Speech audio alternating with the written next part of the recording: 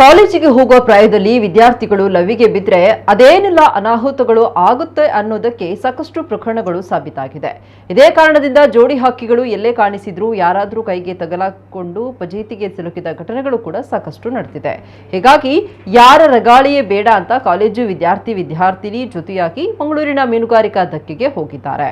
ಅಲ್ಲಿ ಲಾರಿಗಳ ಗ್ಯಾಪ್ನಲ್ಲಿ ನಿಂತು ಗುಪ್ತಾಗಿ ರೊಮ್ಯಾನ್ಸ್ ಮಾಡಿದ್ದಾರೆ. ಆದರೆ ಅವರ ದುರಾದೃಷ್ಟಕ್ಕೆ ಅಲ್ಲೇ ನಿಂತಿದ್ದ ಲಾರಿಯೊಂದರಿಂದ ಇವರ ಈ ಲವ್ವಿ ಡವ್ವಿಯ ಸೀನ್ ಮೊಬೈಲ್ನಲ್ಲಿ ಸೆರೆಯಾಗಿ ಈಗ ಸಾಕಷ್ಟು ವೈರಲ್ ಆಗಿದೆ. ಮೀನುಗಾರಿಕಾ ಧಕ್ಕೆಯಂತಹ ಪ್ರದೇಶದಲ್ಲಿ ಇದು ಬೇಕಿತ್ತಾ ಅಂತ ಟ್ಯಾಗ್ ಮಾಡಿ ಈ ವಿಡಿಯೋ ಸಾಮಾಜಿಕ ಜಾಲತಾಣದಲ್ಲಿ ಹರಿದಾಡ್ತಾ ಇದೆ.